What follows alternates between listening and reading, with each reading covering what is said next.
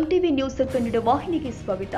ಹಾಸನ ಜಿಲ್ಲೆಯ ಬೇಲೂರು ತಾಲೂಕಿನ ಕುಪ್ಪಗೋಡು ಗ್ರಾಮದಲ್ಲಿ ಕಾಡಾನೆಗಳ ಹಾವಳಿ ದಿನದಿಂದ ದಿನಕ್ಕೆ ಹೆಚ್ಚಾಗ್ತಾ ಇದ್ದು ಗ್ರಾಮಸ್ಥರಲ್ಲಿ ಆತಂಕದ ವಾತಾವರಣ ನಿರ್ಮಾಣವಾಗಿದೆ.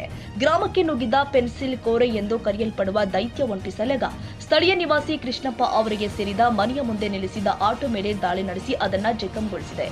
ಆನೆಯನ್ನು ಓಡಿಸಲು ಗ್ರಾಮಸ್ಥರು ಪಟಾಕಿ ಸಿಡಿಸಿದ ವೇಳೆ ಸಲಗ ರೊಚ್ಚಿಗೆದ್ದು ಈ ಘಟನೆ ನಡೆದಿದೆ ಅಂತ ತಿಳಿದು ಬಂದಿದೆ. ಒಂದು ವಾರದಿಂದ ಆನೆಗಳ ಬೀಡು ಕಳೆದ ಒಂದು ವಾರದಿಂದ ಕುಪ್ಪಗೋಡು ಸುತ್ತಮುತ್ತ ಕಾಡಾನೆಗಳ ಹಿಂಡು ಬೀಡು ಬಿಟ್ಟಿದ್ದು ಕಾಫಿ ತೋಟಗಳು ಹಾಗೂ ಕೃಷಿ ಜಮೀನುಗಳಿಗೆ ನುಗ್ತಾ ಇದೆ. ಇದರಿಂದ ಕೃಷಿಕರು ತೋಟಗಳಿಗೆ ತೆರಳಲು ಹೆದರುತ್ತಾ ಇದ್ದು ದೈನಂದಿನ ಜೀವನವೂ ಕೂಡ ಅಸ್ತವ್ಯಸ್ತವಾಗಿದೆ. ಆನೆಗಳ ಹಾವಳಿಯಿಂದಾಗಿ ಬೆಳೆಗಳಿಗೆ ಹಾನಿ ಸಂಭವಿಸುವ ಭೀತಿ ಹೆಚ್ಚಾಗಿದ್ದು ರಾತ್ರಿ ವೇಳೆ ಗ್ರಾಮಸ್ಥರು ನಿದ್ದೆ ಮರೆತು ಕಾವಲು ಕಾಯುವ ಪರಿಸ್ಥಿತಿ ಉಂಟಾಗಿದೆ. ಅರಣ್ಯ ಇಲಾಖೆ ತ್ವರಿತ ಕ್ರಮಕ್ಕೆ ಗ್ರಾಮಸ್ಥರು ಆಗ್ರಹಿಸಿದ್ದಾರೆ. ಈ ಪ್ರದೇಶದಲ್ಲಿ ಕಾಡಾನೆಗಳ ಸಂಚಾರ ನಿಯಂತ್ರಿಸಲು ಸೂಕ್ತ ಕ್ರಮ ಕೈಗೊಳ್ಳಬೇಕು. ಮಾನವ ಆನೆ ಸಂಘರ್ಷ ತಡೆಗಟ್ಟಲು ಶಾಶ್ವತ ಪರಿಹಾರ ಒದಗಿಸಬೇಕು ಅಂತ ಗ್ರಾಮಸ್ಥರು ಒತ್ತಾಯಿಸಿದ್ದಾರೆ. ಕಾಡಾನೆಗಳ ಹಾವಳಿ ಮತ್ತೆ ತೀವ್ರಗೊಂಡಿದ್ದು ಜೀವ ಸಂಪತ್ತಿಗೆ ಅಪಾಯ ಹೆಚ್ಚುತ್ತಿರುವ ಹಿನ್ನೆಲೆ ಅಧಿಕಾರಿಗಳು ತಕ್ಷಣ ಎಚ್ಚೆತ್ತು ಕ್ರಮ ಕೈಗೊಳ್ಳುವುದು ಅಗತ್ಯವಾಗಿದೆ.